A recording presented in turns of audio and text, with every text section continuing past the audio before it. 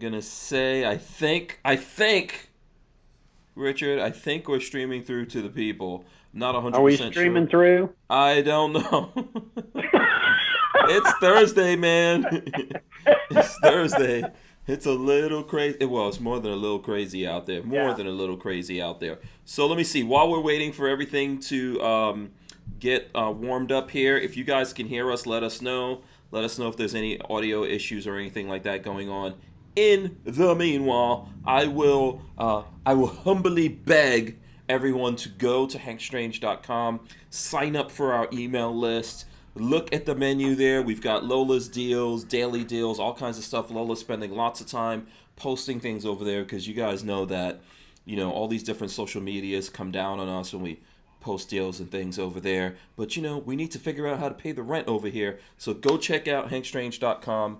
We really do appreciate that. Also, big thanks to Walther Arms for sponsoring the podcast, helping us keep said lights on around here. We appreciate that just as much as we appreciate you guys. That being said, I'm going to jump into the podcast here. Right now, joining me is Richard Hoffman, BWE Firearms. Hey. Rich, what's up, man? Just working away. Yeah. Do you mind if can I call you Rich? I know I've been calling you that. So. Just don't call me Dick. Well, you know what? Sometimes. You can call me a Dick. But sometimes I will go over to that one, when there's two Richards on, yeah. Hey, that's how we have to go sometimes. There he is. That's how we have to do it sometimes. Is Rod Mills joining us? I am here. Rod Mills is in the house. I had to make an appearance, special appearance. Okay, yeah. What's up, Rod? What's going on? What's up? What's going on? What's going on? BWE. Hey, Rod, how you doing? Yeah. Man, every time I see you, I think about that gun that they had in what was it, Pulp Fiction? That was you that had that. What was that? The one with the it was like a Uzi with the can on it. Oh, suppressed Uzi. Yeah. Okay. You mean okay. like those? Yeah. Like every time. Those magical things in the background that you're not gonna touch. Oh yeah. Richard, don't even think about it. Don't even think about it. Rod Mills, we've got extreme close up of you. We're okay with that. We're split three ways here, but we do have the extreme close up. If it's okay with you, it's okay with us. Unless you can move the camera back a little bit, that'll probably be good. And then Richard, you're just a little off center. There you go. Okay, awesome. Listen. Well, that camera's on the wall, so. Oh, I can't. Well, it can't go any back any further than that. You might need to back up. All right, listen, check it out. You know what it's time to do. We got to do the jazz hands, guys. Come on, let's get those jazz hands going here. Let's get the jazz hands going. I hope you got your big girl Thursday panties on. If you've had them on, I don't have any panties on. Oh, well, there you go. That's also breezy, easy breezy. That's not good. That's the way to do it. This is episode 561 of the Who Moved My Freedom podcast. I'm your host, Hank Strange. Joining me tonight, Rod Mills of Scorched Earth Firearms Training. Let's see. Let's go full screen on him. Boom. There he goes. Oh, he's got the logo on the cup and everything. He's official. Yeah. He's official. He's legit. Also, Richard Hoffman, like I said, BWE Firearms. He's in the house. You guys need to make sure you go over and check out both of these guys. Follow them on social media and all that kind of stuff. We appreciate that. Smash the thumbs ups here. Hopefully we'll get Walter to drop in. I don't know. Walter's taking care of some domestic situations. And by that, I think he's fixing a washing machine or something. Honey-do stuff. Yeah, Yeah. So he can't actually get his dinner or anything like that until he gets finish work before he gets fed. Yeah, until he gets that washing machine popping. Yeah, we know how much Walter likes his food. Yeah, exactly. And then maybe we'll get him to come on the show. We'll see. If not, we got you guys. That makes it an awesome show itself right there. Lola says she likes your background setup. Well, thank you, Lola. Rich, there you go. You can spin the big meaty head out of the way a little bit. Show the people some beautiful Americana. Should I just do the show like this? Yeah, that's nice. Yeah, man, come on. That's awesome. Yeah, It's I'm not very trying. I'm not nice. trying to say you're not a handsome man, but the guns are also pretty good looking. We got, I mean, You're not but saying I'm what freaking ugly. yeah. Is Rod Mills? Do you have your sleeves cut off or something, or you got? Hey, this is quarantine wear. Oh wow. Oh, okay. Wow, we are really. Quarantine wear. It's really getting bad out there. I didn't know. I didn't know. Yeah, you're lucky I got shorts on. Oh wow. Okay. Someone's not wearing their panties. You're lucky you got your shorts on. Okay. It's just Oh Thursday. God, we're in trouble. Yeah, we're in trouble tonight. Yeah. We're gonna get banned for sure tonight, and there's not gonna be any guns involved. Yeah. Richard, anytime I'm on here, we're skirting that line. Right. Appalachian. Shout out to everyone in the chat. Like I said, please smash the thumbs ups, okay, guys? We appreciate that. Share this if you can. We also appreciate that. Appalachian Gunrunner says Richard has to be added to the all-star guest list. He's hilarious and knows his sheet. He does. Well, thank you. There you go. So there you go. I've seen him many a times. Many a times I've seen him. Yeah, Flying Rich out there. Richard is like a worse version of Walter. If you can possibly be worse than Walter. Is that possible? Yeah. If anyone could do it, you could do it. Yeah. It's not easy. That's a compliment, Richard. That's a compliment. It's not easy to be worse than Walter, but hey, if you could achieve that, then you have superpowers. So Oh yeah. I could try. Right. And then Motorboater is saying this is a gun show. I guess, can we see the guns, Rod Mills? Can we see the guns since you got the sleeveless shirts on? Oh well, I need to work out a little bit. So these What are you doing on this quarantine, man? You're supposed to be working out. Come on now. No, I've been working and getting my business up and running. And Okay. well, hell, you've been seeing my Facebook page. Just Oh yeah. I've been doing a lot of marketing. I mean, more marketing than I've ever done before in my life, and it's paying off because the one thing is that I am going to be busy up until every weekend, every day, every weekend, up until June the 15th. So, man, But I will tell you this though, Hank. This pandemic thing has really gotten a lot of people. I'm glad that I'm glad and I'm not glad. It's got a lot of people that were never gun owners into the fray now. But I always preach. I'm always saying, hey, don't wait until something happens. You don't want to be in the middle of things going on before you start to learn how to shoot. You need to be doing that ahead of time. And, that's the one thing that you can't really get across to people sometimes. Yeah. So a lot of times when situations are going down like this, it's really too late. And for a lot of people, and we'll probably get into this a little bit later, you should probably take this as a dry run because this is not real. I'm not saying some stuff happened, people are dying around the world, but this is not like a real serious crisis situation that we're in right now. It's kind of like a practice run on it. That's my opinion. Well, one thing with Richard, you're from Florida, right? Yeah. What part of Florida are you from? Orlando. Okay, so just up I-4 from Orlando. Okay, so I'm up the street from you. I'm in Jacksonville. Oh, okay. And Hank's over in Gainesville. I'm in Gainesville right now. Yeah. So you guys know we all know how it is when a hurricane hits us. So we're pretty much we're prepared, to hunker down and do what it takes. But I mean, this is a little bit different. To be honest with you, I'm flourishing with it. I tell people, hey, look, I've had a lot of idle time, and it actually has worked as a benefit for me because of the fact that I've got my business up and running. I got my LLC. So actually, it's Scorched Earth Firearms Training LLC now. Mm-hmm. I got that. I got my business license. I'm registered with the state of Florida. Man. So yeah, I've got the only thing I haven't gotten is my copyright, but that is in the works right now. Matter of fact, I got some T-shirts that are being made, and it's really, really helped me out to get my business up and running with the free time I had. Oh, really? Okay. Yeah. Yeah, how do you feel about that, Richard? Do you feel like you're in the same boat, or you're just working the same as usual or more than usual? I'm working more than usual, Mm-hmm. and I don't know why. I mean, I'm on gunsmithing. I'm between 12 and 18 months turnaround time right now. Okay.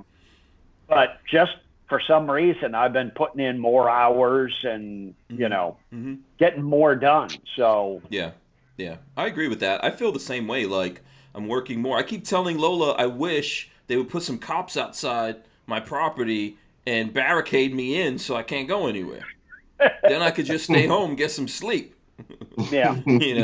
But I'm not getting any sleep. Even when we've taken a couple of days off the show here, we've still been working, running around getting stuff done and all that. So yeah, I feel like it's I feel probably like what you guys are saying, just still working, or working more than usual. So yeah.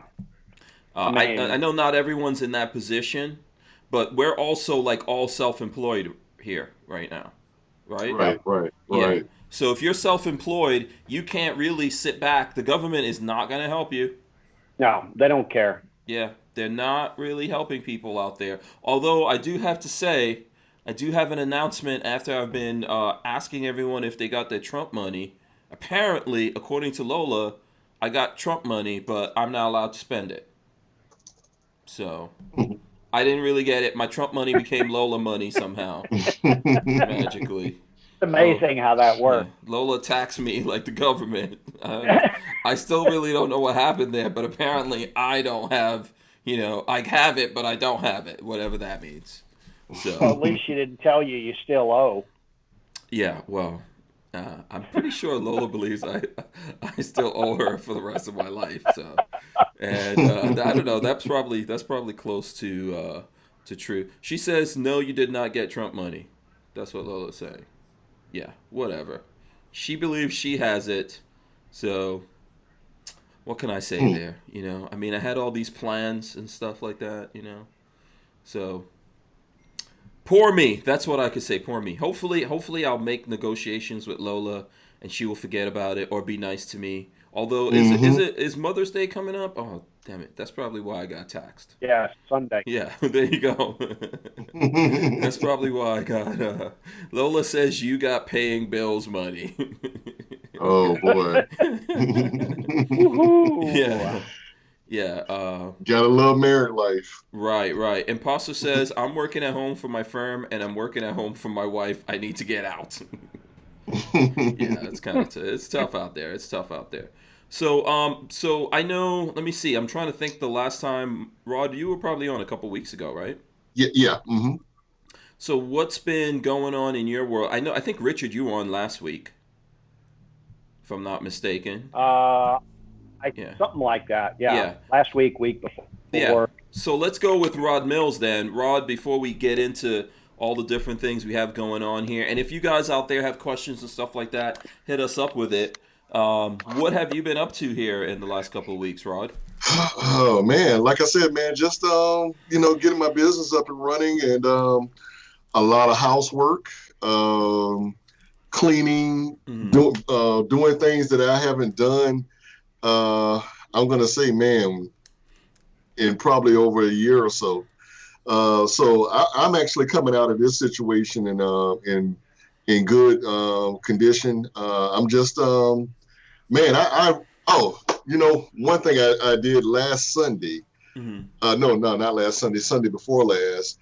I went in my garage and threw out stuff that I had in there for the last 10 years. Wow. My garage is pristine clean right There's now. a lot. There's probably a lot of that going on around America. Man. A lot of garages getting cleaned out. Man, I mean, I threw away stuff, man, and when you're throwing away stuff, you're looking at, there was probably some valuable things in there, man. You just threw everything out. Nah, you could have had a garage sale. I thought it was valuable. No, nothing for a garage sale or anything like that. But it was just little momentum things that I had with different jobs and people I've met in my life in the last 10, 15 years. Mm-hmm. And, man, it was like, getting rid of them. I'm like, I know none of these numbers are still the same. I mean, because the average person changes the phone number, every 5 to 6 years. And some of this stuff was like right when cell phones came out, So okay. I threw all that stuff away, man. And it's right now, man, my garage is pristine. I can actually go out and sit in my garage and just kind of enjoy this beautiful weather we've had. It was 53 degrees when I got up this morning. Okay. 53 degrees in May in Florida is almost unheard of. Yeah, it's nice. It's supposed to be cold tonight too. Yeah, and it's in the 50s. It's been cool. It's been cool. It's been cool for naturally to me. I'm enjoying it, but it's been cool for a while now. You know that I mean we were supposed to have been getting heat. I don't know, since March. Usually starts warming up. But yeah, we've had some nice weather. Do you think that has anything to do maybe? I don't want to say there's less cars on the road because I see the same kind of traffic on the road and even though we're supposed to be in lockdown or whatever, people in Florida, man, they got to get out. Yeah. You got to let people out and let them move around. I'm not complaining about that, but seems like that's happening. Right. Yeah. So, man, it's just What was that, Rich? It was quiet here, in the way of traffic and stuff, a lot less traffic until Monday. In Orlando? Okay. Yeah, and then it's like they're all back. So how is Disney and Universal doing? They're not open, right? They're not open yet. Yeah. They don't even know when they're going to open. Yeah, and they're probably bringing the most traffic into the Orlando area. Oh, yeah. Oh, yeah.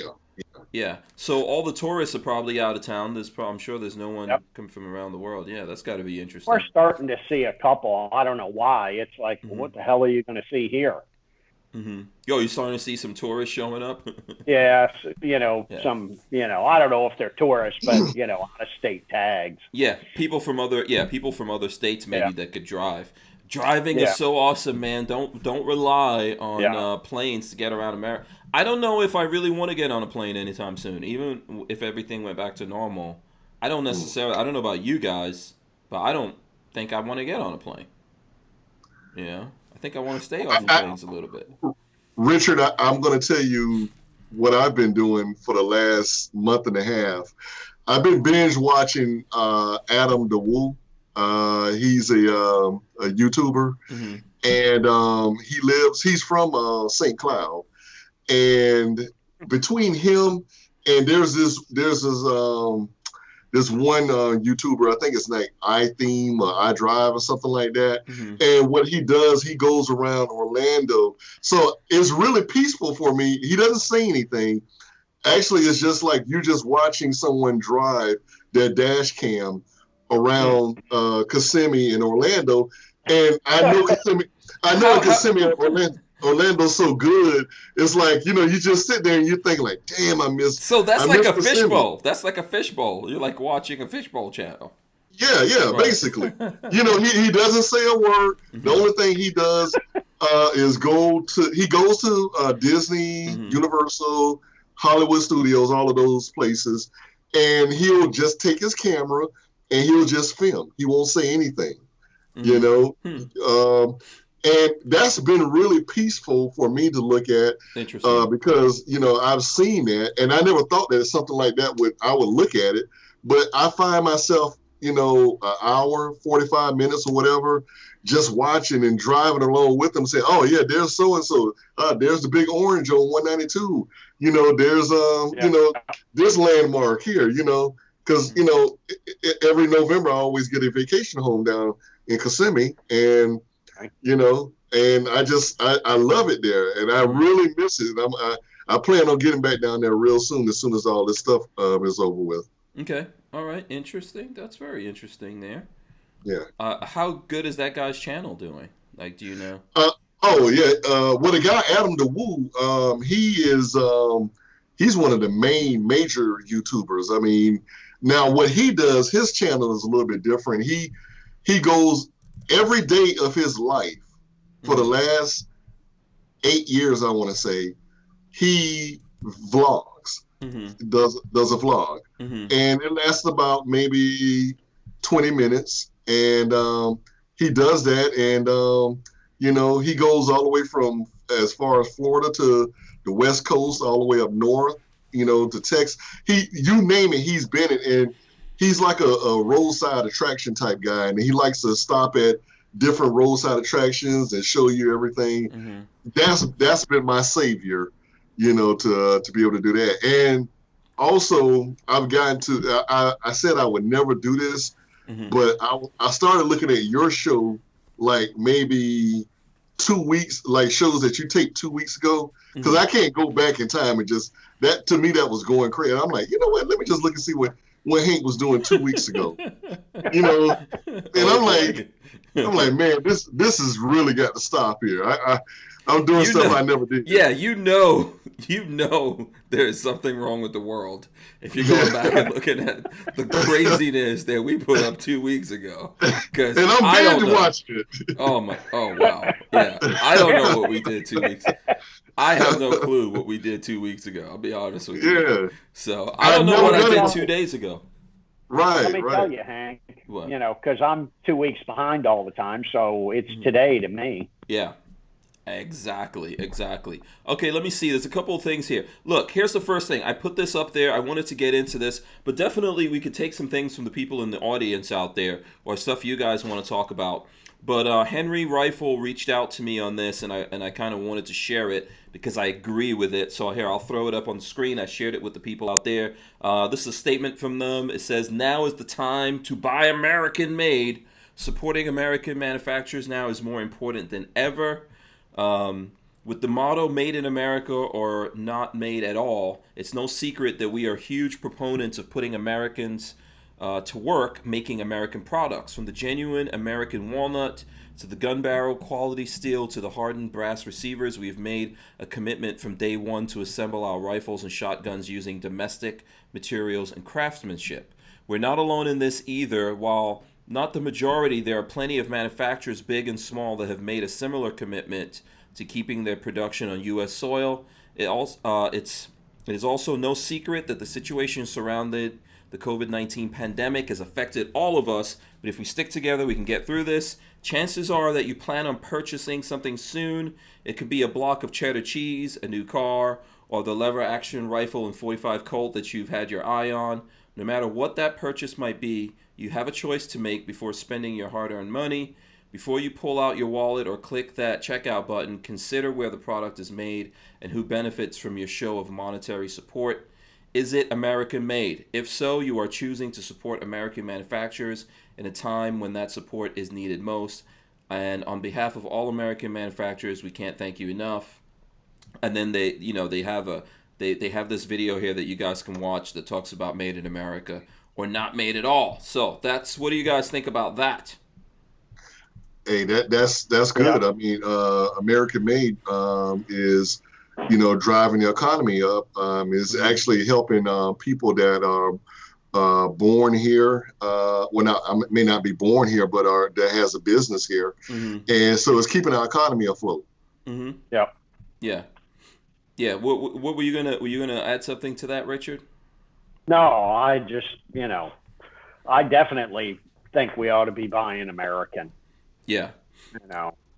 Yeah, absolutely. I mean, when you can. I know there's some situations that you may not be able to do that, but I think it'll be a good thing, to encourage that right now. I think coming out of this, on the other end of this, we're going to also suffer for what's been happening the last 8 weeks or so, right? I don't know where you guys are on that, but I think at some point we have to pay for shutting everything down like this. I know we've got record gun sales. I think, was that Rod that just threw that up here in the chat? Yeah. Mm-hmm. We've had record gun sales. I don't know if that can continue forever. So I think it's a good thing for sure. But I hope Yeah. companies don't go out there and get too crazy, and then on the other side of this, we see a massive pullback. Well, I mean, this is an election year, so something's bound to happen anyway with the gun thing. Mm-hmm. You know, this if Trump wins later this year, and they're still got the benefit of record sales, then the gun manufacturers that's a win-win for them. Mm-hmm. Because keep in mind, if normally if Trump was going to win, then their sales would have been down. But hell, if Biden wins, then they're going to benefit even more toward the last quarter of this year. With gun sales. So yeah, a Biden win would not be a good thing. It might look like that for gun sales, but we don't have. Right. A long time ago, we used to have this thing called grandfathering in. No, we don't see that anymore. Yeah, especially in Canada. Look what happened with them. Mm-hmm. They got 2 years to get those to sell those guns back, or it is a I don't know if they call it a felony or whatever over there, but it'll be against the law then. Yeah, at some point they plan on if the Canadian people can't claw that back, do something about that. I'm sure at some point here they plan on starting to go after law-abiding people in Canada. Right. Mm-hmm. Mm-hmm. And in a lot of the laws that we are seeing even here around America, they're not they're doing whatever they can do to stop these things from background checks on ammunition or extra taxes on it. I mean, that effectively is going to make what you have just a piece of metal to like, hey, you can't even own this anymore. So yeah, I think hopefully we don't get Biden. And I know that you're not saying you're not saying you want that either, Rod. You're just saying, hey, this is potentially what we're looking at. That's what we will be looking at if he did win. Mm-hmm. I mean, look at what happened when Obama won. Record gun sales, but and look what happened when Trump won. Then you got a whole bunch of gun companies going out of business. So right. Yeah. I don't know. I don't know if you have a thing on that, Rich. I think that what happened with Trump winning, because I think we still had really good gun sales since Trump's been president. Okay. I think there were some companies that got into trouble. Okay. Mm-hmm. And there's probably still going to be some companies that get into trouble. But I feel like a lot of that is because those companies had the Hillary plan. So basically to me, their whole business model was, if Hillary wins, then people will just buy every gun. And so we could just keep making AR-15s and people are going to buy that. And, I think the folks out there wanted something different. Nobody's looking forward till tomorrow. Mm-hmm. And, this has happened over and over again in the gun industry. When I was at Armory in the 90s, mm-hmm. With the assault weapons ban, and it happened back then. I mean, mm-hmm. massive amounts of companies went out of business because they had their heads shoved up their ass. I know mm-hmm. Armory did. They gave mm-hmm. all the executives huge bonuses. And I had told the CFO, I hope you guys are putting some of this money aside because the bottom's going to fall out of the damn market and we're all going to be screwed. Mm-hmm. Right. And mm-hmm. like 6 months later, he called me into his office and he's like, you were right. We should have put money aside. And Armory was broke. Yeah. They were, what? $4 or $5 million in debt at that point. They had taken out loans. Mm-hmm. Mm. So whatever happened to them? They went totally out of business, or someone bought the assets there. They stayed in business for a couple of years, and then the owner, Sam Cummings, passed away. Mm-hmm. And when Sam died, that was the end of the company. Okay. His daughters and his wife didn't want to run it, and they just let it go. Sam was a neat guy. Mm-hmm. Yeah, go ahead, Rod. I was looking at a one of those videos today. Another video that guy's name is Micah Flies. He's a YouTuber, and he owns a helicopter. And what he does is he lives in LA. LA, yeah. You know about him, huh? Yeah, I think he flies around showing LA traffic or yes. Mm-hmm. And so he had I was looking at one of his videos today where there were like 30 oil tankers just sitting off the coast of Long Beach. And they're just sitting out there because they can't find anybody to purchase the oil. Oil is so cheap right now. Because of the things going back and forth with OPEC and all of that. And then the demand. I think the demand is down right now. Well, yeah, you know, and I thought maybe the pandemic may have something to do with that as well. Yeah, I mean, for sure, if you're not burning gas, taking your kids to school, kids aren't going to college, you know, lots of offices and things like that are shut down. There's no one driving over there, right? That does reduce the demand on that for sure. Exactly. Yeah. And I think one of the things, so even in the gun world, right? Let's talk about the firearms industry here. There's going to be, right, all these people went out. I think they said since the beginning of this year, 7 million guns. I think it's NICS checks, right? So that could be more than 7 million guns. All right, so that's not all the dyed-in-the-wool gun guys like us. If those folks got scared because of this, went out and bought guns, if they didn't learn about freedom, and then we come out of this and they're just like, well, I don't need this, and they start selling them really cheap, that's going to flood the market with cheaper things. That's not going to equal more money for the industry or even gun stores. So, you know, and then some part of that on the other side of it, people might just slow down their demand for that. And then also right now there's a bunch of people about to get laid off and people don't realize it. I think today it was over 3 million. Unemployment numbers jumped by over 3 million. Wow. You know, so the hospitals are laying off people just because, you know, they shut down. Basically, they told people don't go to the hospital. Yeah, they shut down the hospitals. Yeah. For no reason. Yeah. Lord knows how many people that had to come in for the pandemic that don't have insurance. You know, so if they don't have insurance, the hospital's not getting paid. Right. Yeah. Yep. Yeah. It's a weird situation. So lots of hospitals are going to lay off people. Hospitals are typically, you know, big employers in any community out there, right? That is true, especially here in Jacksonville. Right. So when all of that starts hitting home, that's going to have a big effect. And then we have a lot of people, there's businesses, let's say restaurants and things like that, they're going to up their prices. Oh, yeah. Everyone's talking about upping their prices. The funny thing is nobody's making more money. You know, so we're going to run into all of that. And we probably were headed towards a recession anyway before all of this. Think about what airplane tickets are going to cost now. Everything is going to go up. You know, they're not going to stay down. Those folks are going to have to recoup these losses. And the only way that they're going to be able to recoup these losses is by driving the price up. Even though we're probably going to spend money bailing out the airlines, which is funny. Yeah. Oh, yeah. Yeah. You know?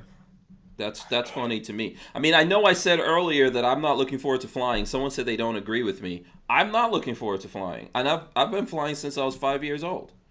I've been getting on planes and flying all over the planet since I was 5 years old. But I don't really want to go through extra security, more bullshit they're going to add in the airports and all that. Wearing masks, all that stuff. Get on a plane with a whole bunch of crazy people. Who knows who has what kind of things will happen. This thing bounces back. You're on the other side of the country somewhere. All of a sudden, we're back in craziness again. You can't get out of it. I am not looking forward to that. I would feel more comfortable if I had to travel to just drive.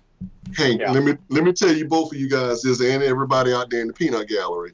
Hey, once everything goes back to normal, give yourself at least another month. Act as though things are still the same, stock up, because what they're saying is that this thing may come back around this fall. Well, if there's a possibility that happen, don't you want to be the one that has all the toilet paper, all the hand sanitizer, all the soap, all these different things, gloves, masks? Stock up on this stuff. You know what I'm saying? Mm-hmm. I mean, because what would be really sad is if it comes again and you're in the same boat again, trying to rush to the grocery store, Publix or Winn-Dixie or whatever, or Walmart or Costco or whatever, trying to get this stuff, and everybody else is trying to get it. Keep stocking up. That's what my plan is. When this hit, I didn't have a worry in the world, because every other pay period, I live alone. Every other pay period, I go out and I buy everything that I need in threes. Okay? So I'll get 3 lotions. I'll get 3 body washes. I'll get 3 of this, and or 3 toilet tissues. Right. Exactly. So you don't know what you just agreed. I just threw that in there to trap you. I know. I got to tread lightly when it comes to you. But my brain was just like, wait, did Rod actually fall for that? Sorry, go ahead. Sorry. I mean, when it happened, before it hit, that was so evil. That was so evil of me. Yeah, I know, man. I know. I went and bought I went to Winn-Dixie and bought 6 cases of water. Mm-hmm. I didn't have any worry in the world about water. You know, I still got about 4 cases left. Yeah. You know, of water that I'm just going to keep, because I know one thing: there's a possibility of hurricanes hitting. So why go ahead and use up all my surplus that I have now to save money? Continue stockpiling, and then at that point you don't have to worry about anything. I wasn't worried about the tissue thing. I had about 65 rolls of toilet tissue that I had already just bought, because there was a sale on at Walgreens, I believe, and I think I bought 3 24 packs, you know, plus what I already had. So I wasn't worried at all. I was cool. Yeah. Okay. A couple of things I want to say. I don't know if you want to jump in here first, Richard, because I got some stuff. Yeah. We shop at BJ's a lot. I bet you do. I bet you do.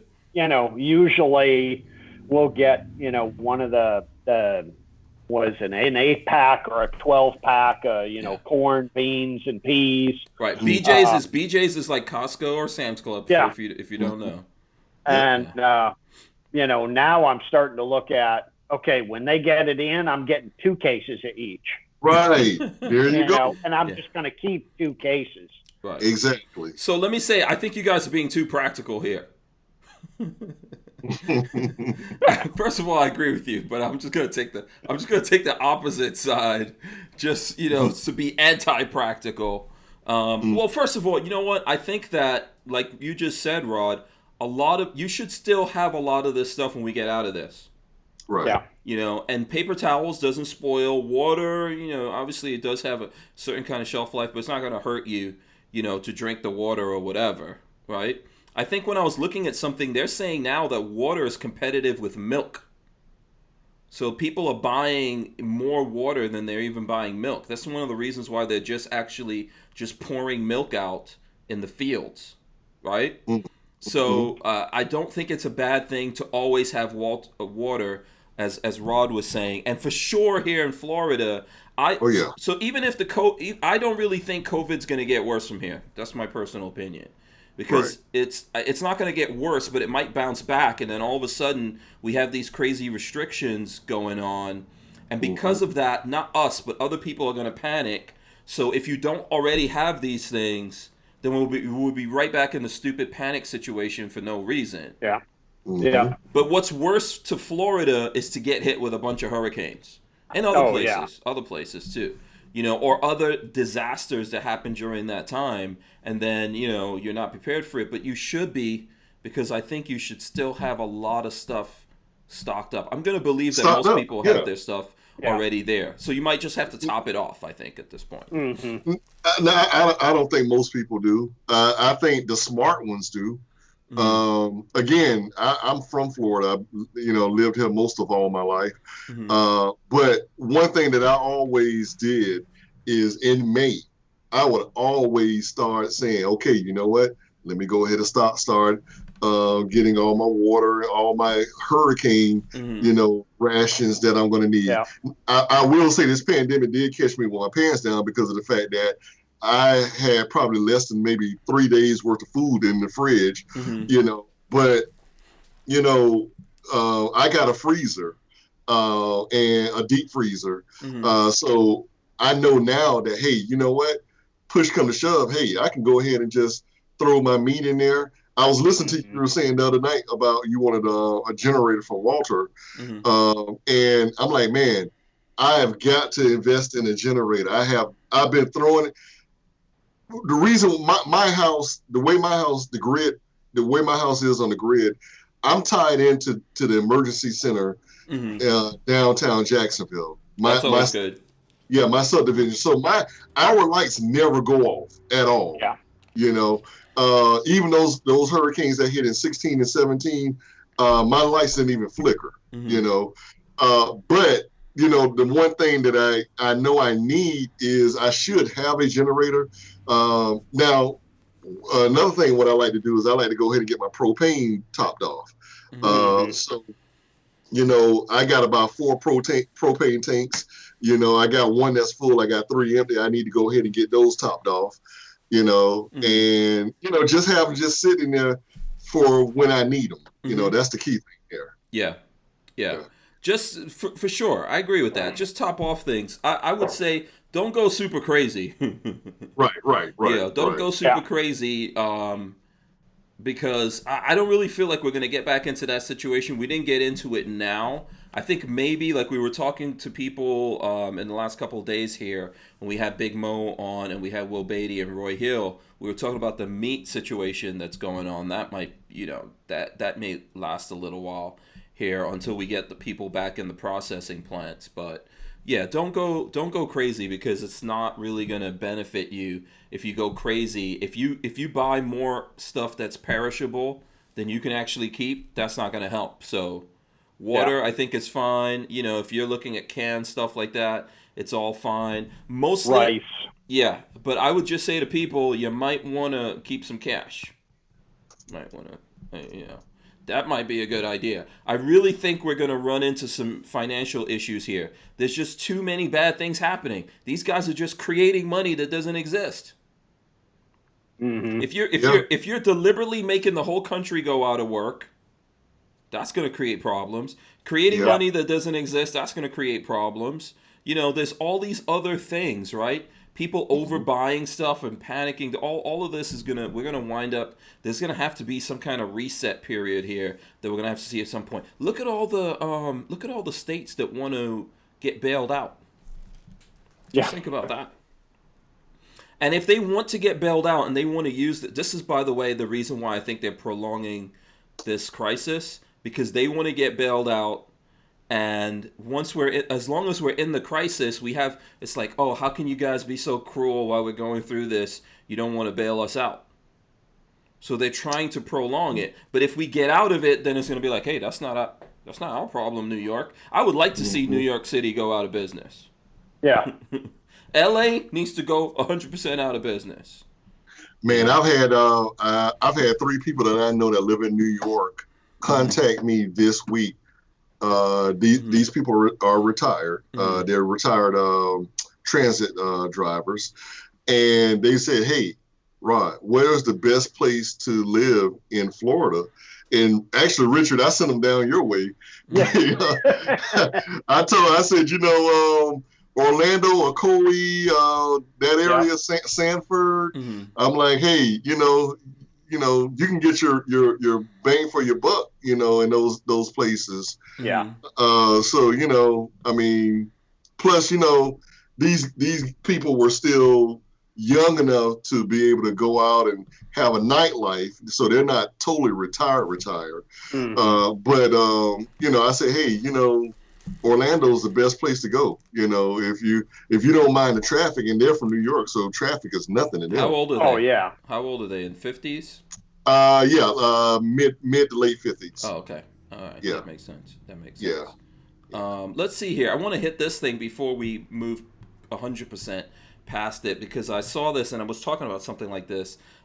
This is, I think, from NPR. U.S. field hospitals stand down most without treating any COVID-19 patients.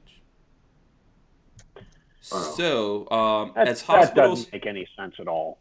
yeah, as hospitals were overrun by coronavirus patients in other parts of the world, the Army Corps of Engineers mobilized in the U.S., hiring private contractors to build emergency field hospitals around the country. The endeavor cost more than $660 million, according to an NPR analysis of federal spending records.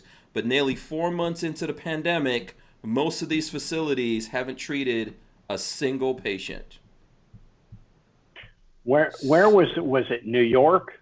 They set up Javits Center as a emergency COVID place, and they treated 9 people or something. Yeah.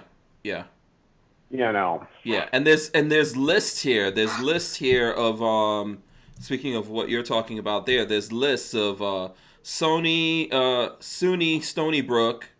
They built this 155 million plus. Maximum beds under contract, 1,038 total patients, 0.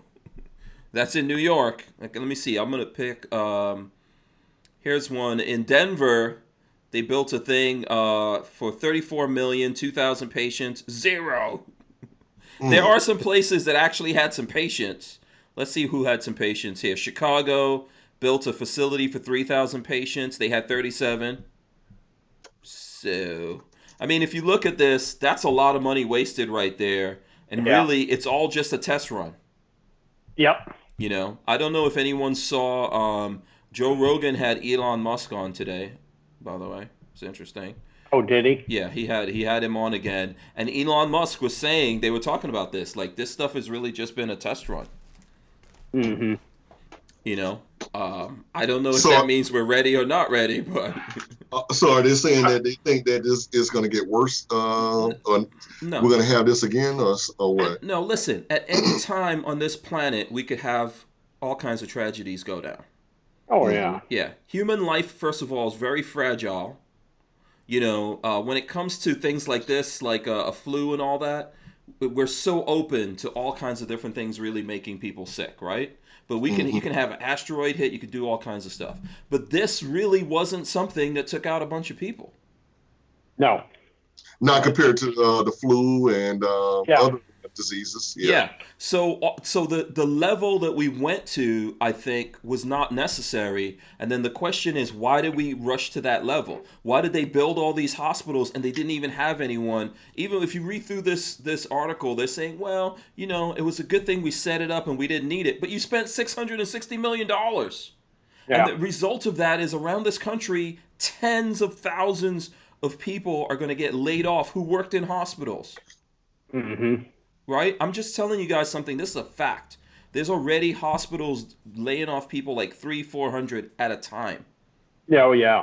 Right? So we kind of rushed into this. We have to learn how to wait until if we see, oh, you know what? There's a run on the hospitals are filled.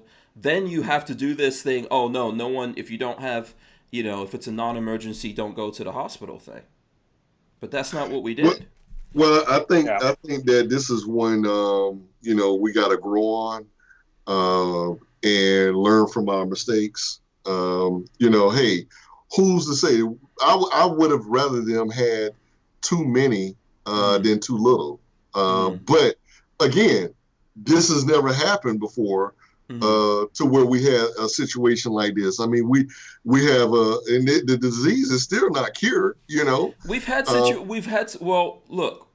situations, we've had plagues and stuff like that already. Yeah, we've had plagues. We've had massive amount of people get wiped out. We've had that. Right.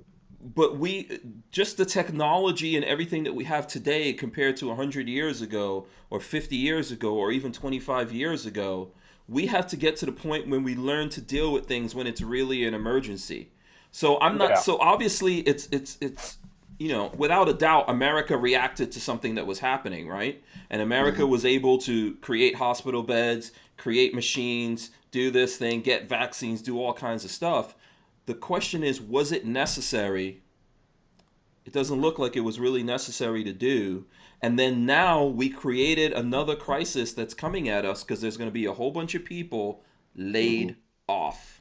Well, a lot of people are going to lose their jobs. That's the thing as being a Monday morning quarterback. I mean, it's easy for us to say that now, but when we were in the heat of the battle, we didn't know that. So, Okay. I mean, but we got to understand now that, okay, so first and foremost, two things. One, if this ever happens again, well, we can just use the extras that we had, the extra resources that we had, maybe put that stockpile somewhere in a facility, a military facility or something, who knows, just in case it ever happens again. And second of all, we know how to respond to it if it comes back again. Right. Okay. But the thing I would argue with you on is I don't think everyone, I know people feel, like, we missed it. We missed, it could have been a lot worse than this. I don't agree with that, man. And I know you think it's Monday, what do you call it? Monday morning quarterback. Monday morning quarterbacking. Yeah. I think there's lots of people out there that knew this didn't rise to the level yet. I think at some point you have to actually let something rise to a level where it's like, hey, you can't just look at what's happening in Italy and go, let's shut down all of America.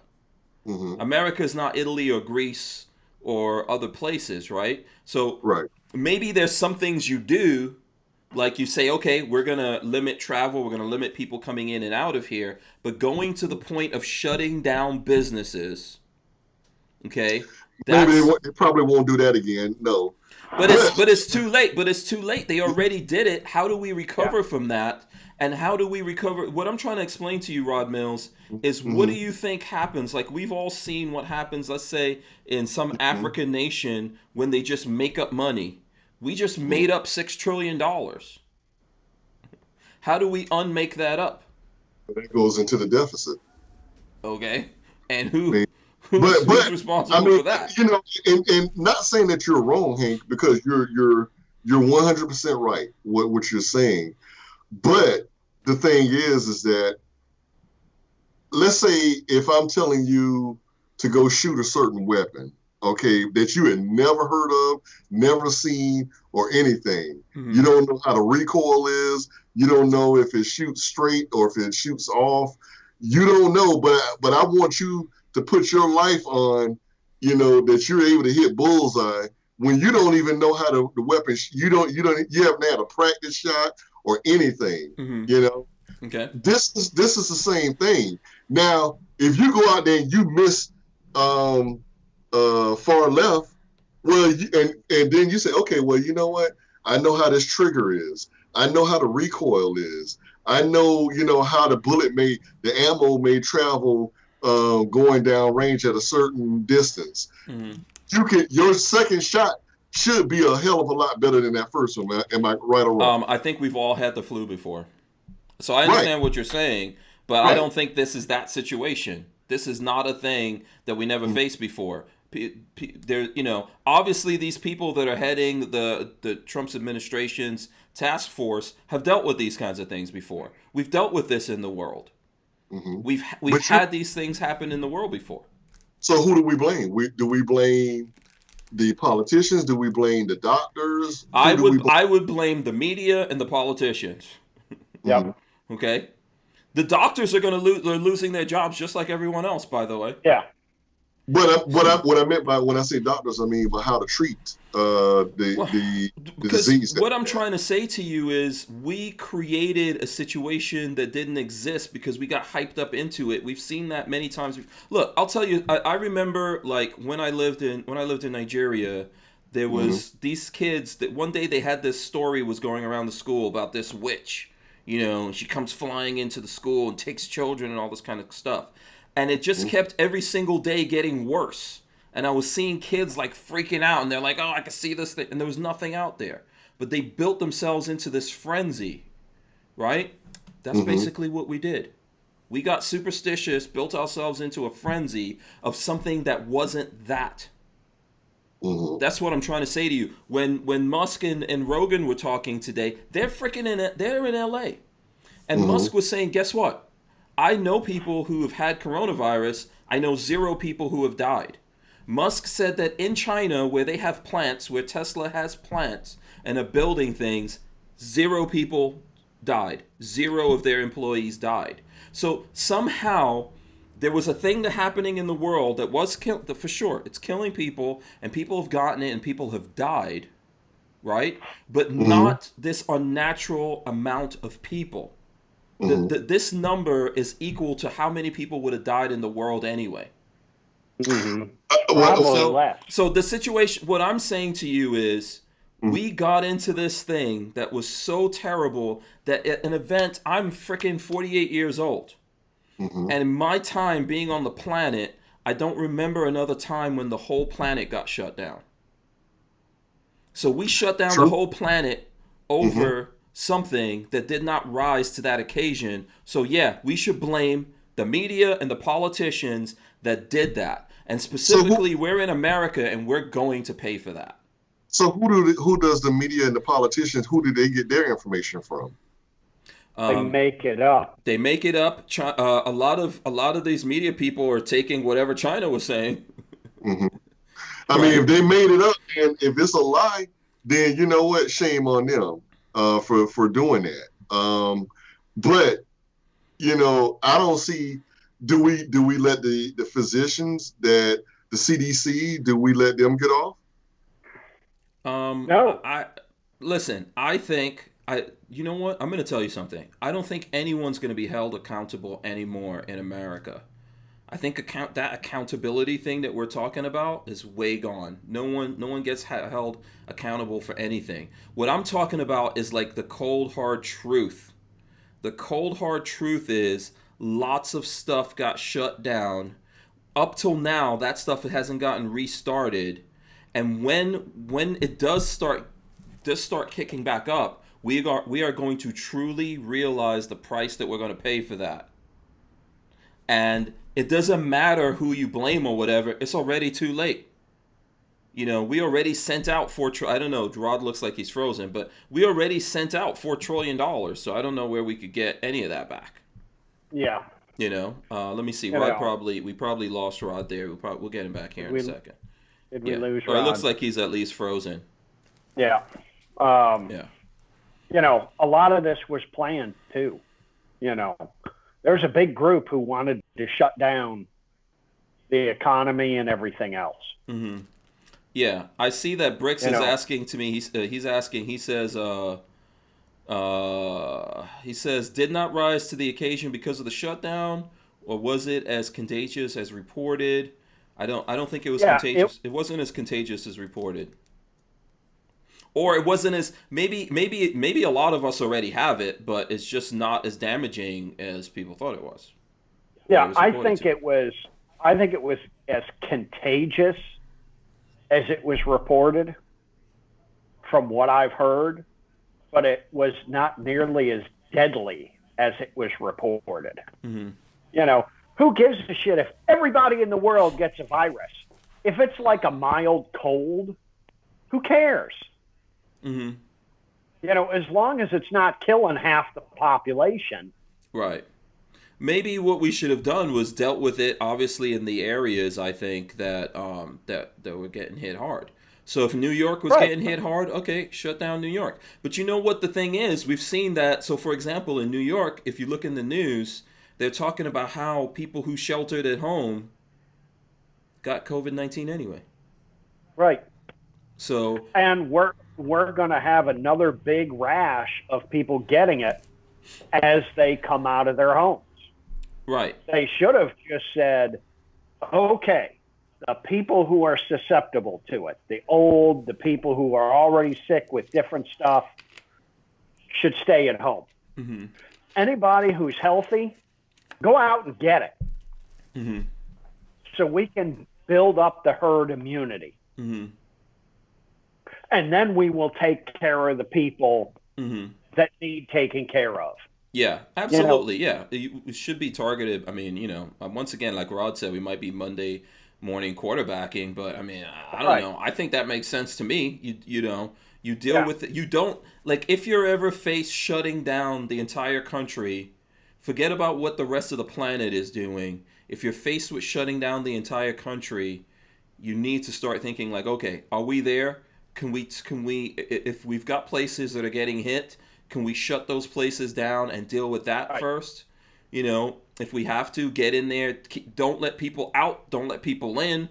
Let's deal with it. See what's happening. Where else it pops up. Let's get in there and study it. Lola says this is a situation of damned if you do, damned if you didn't, especially for Trump. I believe that. I believe Trump got the crap scared out of him, and he didn't have any choice. Yeah. He could be hardcore and go, oh, there's no problem here. And then if there is a problem, people are like, oh, you just totally ignored whatever happened. But the reality that we have to deal with now is we did something that has never been done before, and now we're all going to have to deal with it. Yep. We're all going to pay the price. Rude. Yeah. I mean, let's say like everyone has a job after this, right? Let's say everyone has a job. Everything's awesome. When you create a whole bunch of money that didn't exist, the money that you're making every day, every 2 weeks, or whatever your pay schedule is, it just went down, homie. Yeah. So go ahead, Rich. How long have we been off the gold standard? Mm-hmm. I mean, it's one thing if we were still on the gold standard. A dollar's worth a dollar. It doesn't matter if you have $10 billion or $1. It's worth a dollar because you've got a dollar's worth of gold to back it up. Mm-hmm. Mm-hmm. We don't have shit to back it up now. Mm-hmm. It's, here's a dollar, here's $100 million, Mm-hmm. Yeah. I think this is going to be, E-Rock says that Hank, with the Spanish flu, the second wave was a lot deadlier. I believe the same's going to happen with this. Maybe. I mean, if it mutates, the mutations could go one way or the other.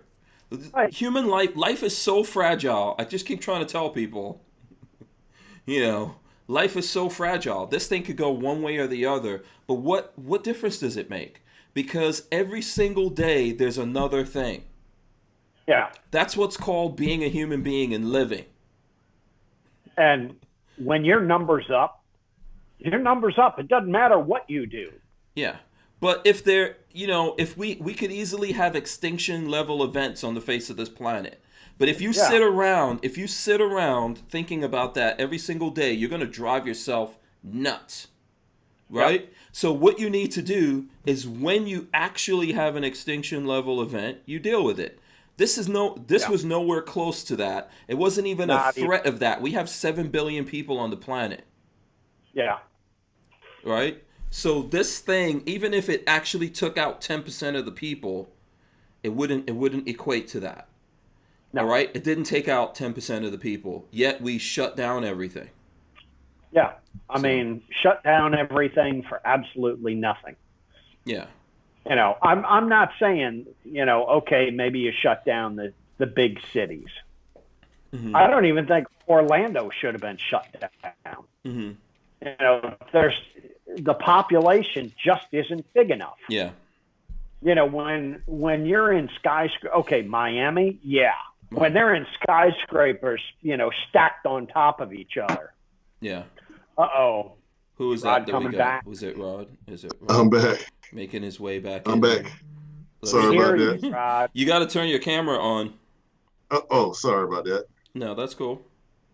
Yeah. Let me know when you might have to turn off the camera thing, turn the camera thing back on. Let me the range says, "Hey Hank, can we get back to firearms and gear next week? This stuff is depressing." We could do that now. All right. Let's see. I'm waiting for Rod to get. Okay, there we go. We got Rod back on. Boom. Let's see what else we got. Let's see what else we have on tap. Let me do that right now. Let's see. We were talking about your Rod. Thing. I gotta get a router. Yeah.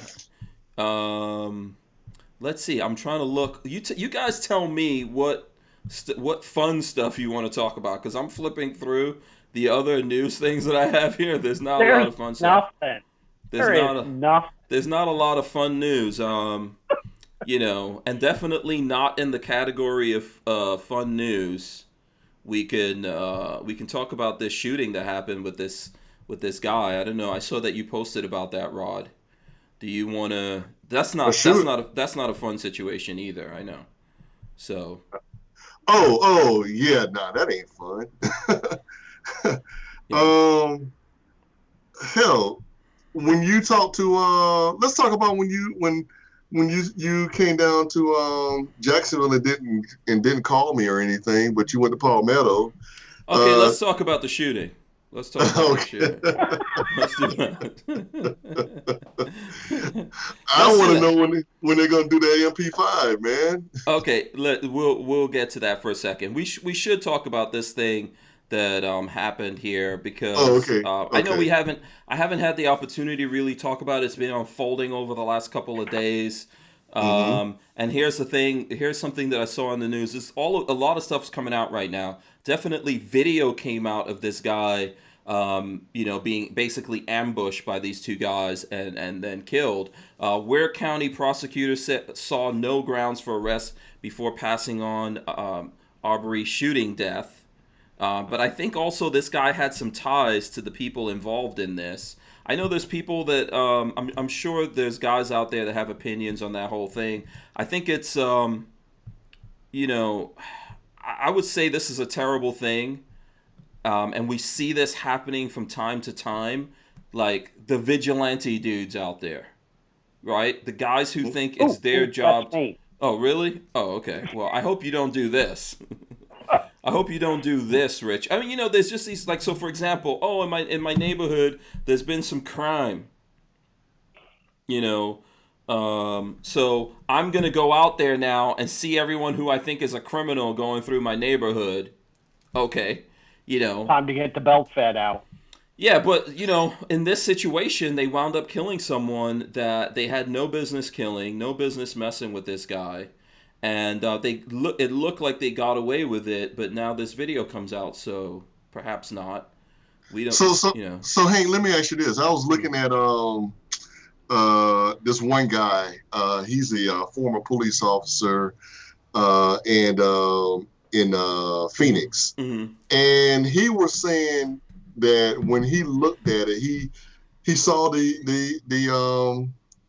tape. Mm-hmm. But his take was this. Let's look at everything 360. Mm-hmm. I actually haven't physically saw the video because I don't like that, and it's just something I choose not to do. Okay. But let me ask you this though. He said that the guy there was an altercation between the guy and the guy that shot him. And he said that who actually took the video? Or was it somebody that just a bystander? Was it somebody that knew either one of the people? I mean, there's a lot of stuff that has not come out that I'm really interested in knowing. What was going on with it. Yeah, I mean, my understanding of this is these guys claim that they put this a completely different way than what the video shows, right? So the video shows that they actually were waiting for this guy, and then they try to stop him or something. And they had guns. They got into an altercation with him because he was jogging down the road, and then all of a sudden there's some guys like, "Hey, what are you doing over here?" I believe that he actually lived here, and that's what he was doing, right? So he was out jogging or whatever, and then he got into this altercation with these guys.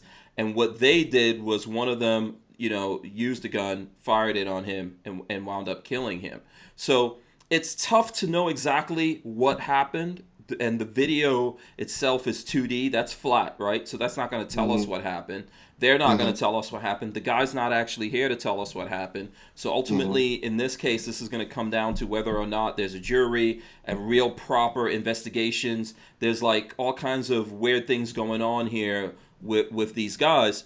But there's a lot of stuff like this that happens, I think, in America. I went through something like this myself. I think I've told you guys this before. Yeah, I saw it.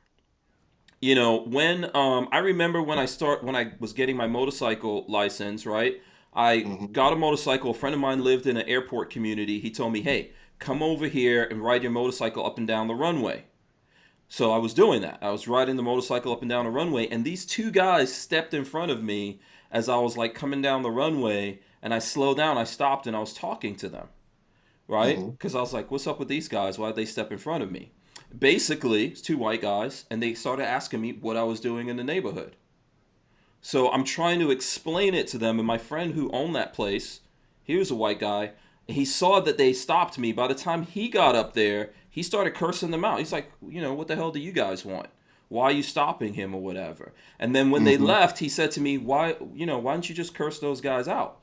And I told him, look, when someone stops me, I'm going to spend more time observing them to see what they're getting up to than trying to like fight them for some reason, because I want to know what these guys are up to, right? If they try to do something to me, I want to be able to react to that. But by them just trying to be nosy, we've got lots of people that are trying to be nosy or whatever. That's not immediately I'm just going to start arguing with them and fighting with them and then something kicks off.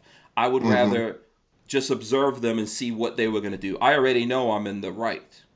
Okay. Right. I don't know what happened with these guys, but this happens over and over again in America. It's happened in Florida. It's happened everywhere. That people get together for whatever the reason is. They start fighting, start carrying on. Someone winds up dead. Right? And this is the thing that people don't realize. Like even when you get a CCW or whatever it is, you have a gun. It doesn't make you a police officer. It doesn't make you Batman. It's not your job to solve all things. You definitely defend yourself, but if you put yourself into a situation that you have to fight your way out of, even if you're right, you can wind up having problems. This is the thing. So let's say I got it. Like I was actually armed when those guys were doing that. So if I get into something with those guys and I'm right, they got in my way and they challenge me and I wind up taking them out. They've got family. I have to deal with all that. So I'm not going to do that until I'm backed into a corner, and then I'm like, oh crap, now I have to defend myself to get out of this. But these guys, it seems pretty obvious that they created the situation. Right? I mean, I see where you're going, but my thing is this,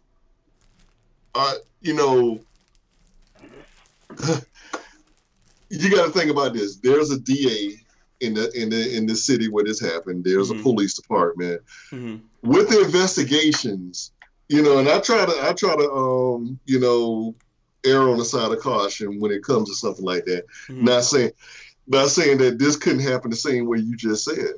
But my thing is this. Man, the DA hasn't said anything because because they have relationships. One of these guys was formerly a police officer, and they have relationships with them, and they didn't recuse themselves from it. Let me just get this. I see Mac from Military Arms Channels in the chat. He says there's ample evidence this was at least manslaughter. They need to be arrested, and a jury can sort it out, but they must stand trial based on what we know. And I agree. That's what I agree with.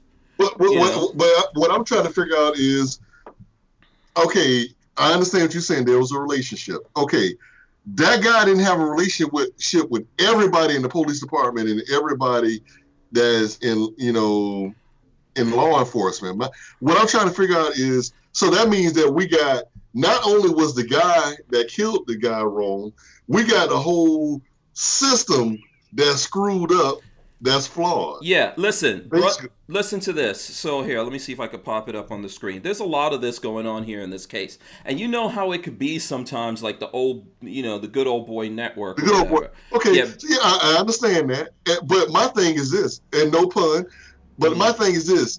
You mean to tell me that everybody is in cahoots? Yeah. Well, listen. They obviously, didn't have all the evidence in front of them. So who knows what happened there? If you have relationships to someone in a situation like this, you should immediately recuse yourself from that and let proper investigators that aren't connected to it get in there. The other thing is there wasn't this data. So up until this video came out, however it came out, it wasn't this data, right? So regardless of what happened with these guys, you could see that that this guy was unarmed and these guys were armed. Okay? And that's reasonable for any of us. You could flip it around. If there's a white guy running down the road and two black guys stop him and one of them has a shotgun, he's going to be like, what the hell's up with you guys? And if he feels like he's in a situation where he has to fight for his life, he's going to try to fight for his life. Right. Okay? But if no one sees it, then you're just maybe going on the witnesses who obviously, are going to be biased for themselves. And if you have a bias because you know those people and you don't remove yourself from that situation, then you potentially things like this can happen, right?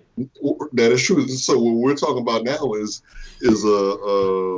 multiple lawsuits going on at this point there, if that's the case. And nobody has recused themselves, which they're supposed to be doing. And now you're talking about multiple lawsuits. You're talking about that guy's mother is going to be hiring an attorney, right? And she's going to be very rich at some point. At least they need to actually investigate this. This is what Mac is saying here. I'll just put this up. I never presume to know someone's guilt. However, there's enough evidence to warrant a trial. They need to stand trial, present their case, and let the jury decide. And here's one of the things I just want to tell you guys. What we need to realize when we're doing things in the world is that we're all connected somehow and things could come back to you. This is the thing that we need to realize. So we're living in a world, there's a lot of angry people out there. And we might not be angry because this person's not related to us, right? We might be angry because, hey, maybe some of us are angry because we're black and we're like, this is a black guy and this thing happens all the time. Some of us are angry just because we feel, hey, this is a massive miscarriage of justice. But think about if this is someone related to you. Right. If this is your brother or your father or your friend, your husband, and you're mad enough, there's other things that could happen in society that we don't want to happen, and this is why we set up everything the way that we do. Otherwise, everyone's just going to be out here trying to get justice, and this will never end. What we got to understand is that, okay, so the guy that shot him, we can't expect for him to put his own self in prison, okay? So this is beyond that person now. My thing is this, okay, so now I'm looking more at not the crime itself, but law enforcement and the judicial system. I'm trying to see now that, okay, so you mean to tell me that the attorney general in Georgia, the DA in that area, the sheriff or police chief or whoever, you mean to tell me that none of these people are saying, hey, now that we have physical evidence, visual evidence that this guy, I haven't even heard. I think they're pursuing things now. I don't know what happened initially, but I think we all realize that in America, there's not people don't always carry out justice properly in America. They just dropped all the charges against Michael Flynn, right? Yeah, today, yeah. Yeah. Now, but let me ask you this: this happened 2.5 months ago, right? Right. So this just what happened to why didn't we know about all of this 2.5 months ago? Because we didn't have the video. Where's this video coming from? You know what? That's a good question. If someone knows the answer to that, I understand what you're saying. I'm not really fully sure. I can't tell you right now where the video came. Let me see if I can see it in here. Because I know that, hey, you know what? So just because they told a completely different story until this video got out there. So once that video came out, there should have been a warrant for the arrest at that point. You don't have to look at that video 1,000 times to see something different. You can only look at it a couple of times and say, okay, you know what? Like Max said, hey, you know what? At least we're going to bring this guy in for manslaughter. And then we can always go up from there, But this is the big thing that I'm trying to understand is not. Yeah, not you're trying to understand itself. Where the video came from. I mean, I honestly, I I'm can't looking tell you at. that. I'm thinking about everything that's happened after the fact. why? Okay, now that we got video. So Mac is saying, from what he understands, it just appeared on social media. And listen, here's what I think probably happened. There's probably people in this area that knew that something wrong happened here. And the reason why this maybe just came up anonymously is no one, you know, like I'm saying, maybe there's just a network here of the good old boys, and they were trying to cover themselves, and someone knew, and their conscience just told them, hey, listen, this happens, man. This happens. I mean, it doesn't happen. It happens. Yeah. What I'm saying is that's a hell of a network they got in that area for that person or person. It happens, though. That had that video. So what I want to know is, hey, how long has the law enforcement known about this video? They probably, by the time we investigate this, we'll find that somebody knew about this. This could be a member of law enforcement that put it out there. For all we know, we don't know. I have no clue. Yeah, you know. Yeah. But my thing is like this. Okay, so Hank, when I came to your house that time, okay, and just say we're hanging out, we would have known if somebody was videotaping us. Okay, not that we did anything wrong or anything, but we're just saying in general. My thing is this: I always, whenever I see people post stuff on the internet, that's a video. My thing is this, man. My first thing is, okay, are they doing this for the camera? You know, or you know, in a situation like this probably had to escalate. It couldn't take maybe more than a minute or so for this to have escalated the way it did. Yeah. And so for that person to have the wherewithal to bring out their camera, tape it. So I want to know everything. We know who killed him. We know who died. We know that they haven't been arrested. Yeah. Now let's look at how it started. Right. Yeah. Let's see how it started. Right. Let's see why. Who was the person that shot the video? Were they in a car? Were they part of one group or the other? Absolutely, man. That's called actually investigating. Exactly. Which they don't want to do. Yeah, because it's one of their damn cop buddies. Yeah, there's a lot of ties. And situations like this, it's always one of two things. It's either somebody's buddy in power, or that person bought either a cop, you know, the chief of police, the district attorney, a politician. That's how it always goes. They could every single time. They could listen. I'm just gonna get. I'm not. This is not for all of America. And where I live, by the way, I think the world of where I personally live. But a lot of people who run the civics that goes on around where I live, a lot of the people in office, police officers and etc., a lot of these people are related to each other. I mean, that's the nature of a small town. Where this comes down to is your honor. Everyone's responsible for their own honor. And at some point here, absolutely, they need to investigate everyone involved in this. And then anyone who is complicit in hiding this as a crime deserves to be punished to whatever level of the law that can happen, so that people can have faith in that community. Okay, hopefully that's what I'm trying to get. If this is what I'm thinking, there's going to be a whole lot of heads that are going to be rolling now, and I'm wondering if that. And don't be surprised if that mother, the lady, the deceased guy, don't be surprised that if his that she doesn't get what's his name. The guy that did Trayvon Martin. Okay. But you know, because he's a defense attorney, and he is specializes in hate crimes. But my thing is this: it's a lot. I'm asking all these different questions. I don't have control over that. I could tell you if something happened to me, I recommend Lola get a really good lawyer, really good team. I don't care about all that stuff. I find a lot of those people to be self-serving. I'm not saying about that particular person. I'm just telling you, I find a lot of those people to be self-serving, and they use the victims in these cases to build their own careers and all that kind of stuff. Ultimately, you have to get to the bottom of it. Yeah. Let me get this in from Mac. He says we can't have people running around investigating crimes and then doing a citizen's arrest as vigilante justice. Those guys aren't cops. What they should have done is call the police. Yeah. Oh, yeah. He's right. You know, I mean, this is the thing a lot of people don't realize. It's not your business. If there's cops, that's their job. Yep. You know, And while we got take some Mac on video, here, take pictures or something like that, and then move on. If there was a house robbed, you could go, hey, there was a guy over here, this is what he looked like, and let the cops handle it. You know, they have the indemnity for that even, right? If cops had made a crazy mistake like this, which I think is still bad, right? If they would have killed this guy without reason, you know, at least we could say, okay, they're police officers, whatever. We could deal with it from there. You have no business, if you're not a police officer, trying to police the community. Okay? Even if your neighborhood watch... You take care of your own self and your family, and that's exactly. it. If your neighborhood watch, call the police. That's what your job is. You know?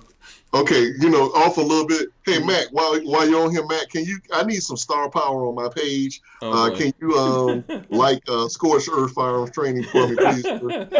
I need a celebrity. Yeah, okay? watch, and Mac is about to leave now. Everyone's going to be like, listen, Mac, I want you to go check out my page. Yeah, would you check out my page while you're at it? Yeah. Yeah. Hey, Mac, I love Copper Custom. I love military arms. And I've liked both of them, so can you do the same for me, Mac? Please and thank you. Yeah, there you go. There you go. Listen, okay, look, I this thing is all very upsetting. I think I'm upset about it, and I'll be honest with you. I think lots of people are upset about it. I know in the gun community, people on all levels. I don't think people in the gun community see this purely as like a race issue. I'm not saying that, you know, there wasn't some element of that going on here, but I think that in the gun community we're all upset about this. If anyone is curious to know what we think about it in general, right? I'm not speaking for everyone. Max says I should give you his contact info, so you're good to go. Should I give him the real one or the fake one though, Mac? That's the thing. Should I give him and just to let you know, hey, Mac, I was like a little schoolgirl in NRA back in I think it was Atlanta, and Mac came up to me and he gave me one of his patches, and I'm like, oh, okay, thanks, Mac. And I think I was sitting there talking to James Yeager or something. Okay. And Mac came up and gave me his patch, and I'm like, okay, you know what? You devil dogs are all right. You know what? You know, I trained with devil dogs in police academy, military police academy with them. So we all trained together. So you know, you devil dogs, y'all all right with me. I like it. Mac is used to having a bunch of male groupies. You know what I mean? So, I'm not saying he likes it. I'm not saying that he's happy about that. But you know, that's the nature of what we're doing here. It's gonna be dudes. There's not a lot of women who are like, oh my God, you're a military arms channel. That's so awesome. So, and you know, hey, based on Mac's video on the aim point Acro 1, he says he remembers that, by the way. He remembers that. Yeah. So what I'm going to do is I'm actually going to go ahead and buy me one of those aim points for my Glock based on his review on military arms channel. Oh, that's yeah, I know what you're talking about. The Acro. Yeah. And I think there's some people are making slides for that specifically too, right? I don't know. I forgot where Mac's slide came from. Maybe he had one of the specific slides for that. I saw that because I went over the weekend to one of the local gun stores, and I actually, hey, you know, the guy said, hey, you know what? We got a Glock here with the aim point Acro already put on it. And I look, because I was never a fan of the Trijicon. I just can't see that dot.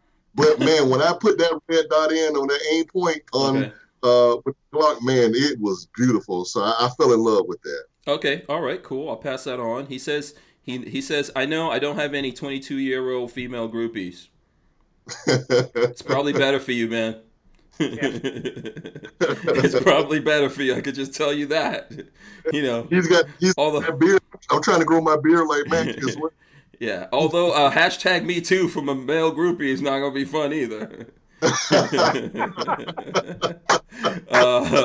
Max says the Acro has a battery life with constant on of about 4 months, and his batteries just died. So there you go. It looks like I'll wait for the Acro to come out. Yeah, so he says, what is it? He says, so keep in mind you will be swapping batteries quite a bit. It's a great first gen site. I look forward to the Acro 2. So Okay, cool.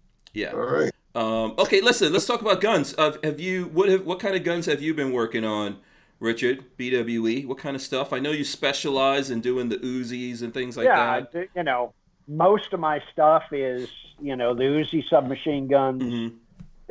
I've got Max MK760 right now I'm working on. Oh, you're working on something for Mac? Yeah. Oh, okay. Yeah. Can people come by? Can people come by and visit it and rub on it? Wait, I don't even know if he wants anyone to know this. So I'm not sure. Well, he said it in the chat that I have it. So did he haven't said anything about having it. He said it first. Oh, he said it. Okay, yeah. Because you know, I would just put a little glass display case or something like that, and just charge people money to come over and look at it. That's what you got. For the right price, I think I'll let people come over and rub on it a little bit. Yeah, exactly. And when I send his back, I'll just put mine out there, and that's Max. Yeah, exactly. No one will know the difference. He says, "Thank God for making me. Thank God every day for making me ugly, so I can stay happily married." Amen. Amen. And he says, "Yes, he's been working on my MK760. Yes. Okay, tell us about the MK760, the one of Mac's guns that has he put up videos of this? I'm trying to remember if I've seen this or not. Tell us about the gun, though. Tell us about this gun. The MK760. And his is semi-auto. It's not one of the full auto ones. Oh, okay. It is a cheap copy of the Smith & Wesson 76 submachine gun, which is a cheap copy of the Swedish K submachine gun. Okay. Their Swedish K is by far the best one of the group. Oh, okay. I know. Okay. Yeah. The MKs are a lot of fun. They're a little bit different, but they're a whole lot of fun to shoot. So is it prone to issues? What's the deal here? Is it? Yeah. Okay. The semi-autos, they made a bunch of them in 80.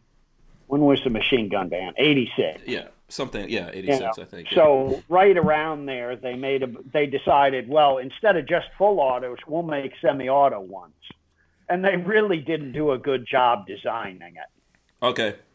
So it's got, it's the typical, we're going to build a semi-auto out of this open bolt submachine gun. And most of them just don't work.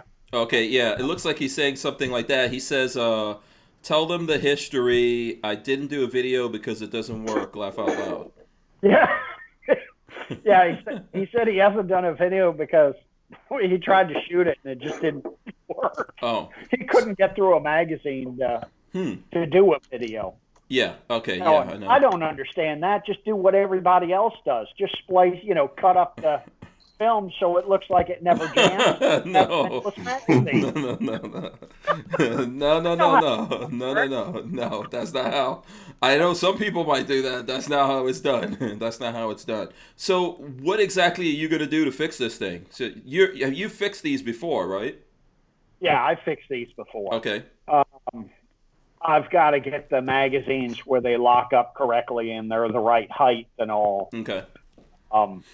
And then I've probably got to replace the extractor on it because the extractors suck in them. Okay. Okay. It looks like a rat chewed it out. Okay. Even the Smith & Wesson ones, I look at the extractor they put in them, and it's like, whoever thought this was a good idea to make it this way, Yeah. Looks like a rat chewed it out of a piece of steel. Wow. And the Swedish Ks you're saying don't have this issue, right? No, because the Swedish Ks they're a lot different than the Smiths. Smith designed the 76 because during Vietnam, Special Forces wanted the Swedish K. And the Swedish government said, we're not going to sell you any because we don't like it that you're in Vietnam. Okay. Special Forces said, okay, we need a Swedish K copy. Ah, I see. Smith & Wesson made this thing and said, here you go. It's just like a Swedish K. and it's not. And they couldn't just go somewhere and just buy some Swedish K's, but don't buy it from them. Yeah, I don't understand why they just didn't go to a third party. I also don't understand why Smith and Wesson just said, "Well, here's a Swedish K, and we'll make it exactly like that, and screw Sweden. Let them sue us." Huh. Yeah, well, because America honors those things. Other countries might not honor them. Yeah, Mac says the SEALs use them. So let me ask you this. If Mac is coming to you to get this fixed, is this like an expensive thing? You don't have to, you don't have to like get into specifics here. I'm just curious. Oh, yeah, I'm going to bend him over. Yeah. Oh, okay. Oh man. Oh boy. I wasn't trying to get that answer. I was not trying to get that answer. Okay. No, but like for other people out there, because I'm sure when Mac eventually puts up this video, so that's going to be one of the things, right? That when he puts up this video, I'm sure there's other folks out there that have this. You might be some people trying to figure out how to get theirs fixed up. Yeah. Is this like easy for you to do? Is it a difficult? Because that's probably a better question than is it expensive? Is it an easy thing or is it long and takes a lot of time for you to get it fixed? The semi-autos, it takes me longer to fix them because I've only done like 2 of the semi-autos before. The full autos I do a bunch of them. Right. So I've got it down pat. And this is, okay, it's misfiring. Why is it misfiring? And I just got to go diagnose. Max says, Max says, can I have my comeback, please? No, you can't. He's like, this is going to be too expensive. This is a price I'm not willing to pay. Oh, man. Yeah. I didn't say it was going to be money. Oh, boy. Uh-oh. No, listen, go easy on him. Go easy on him. Go. Yeah, Go. Max can have a new partner on his channel. Yeah. Oh, yeah. Okay. Good luck with that. He's already got Jason.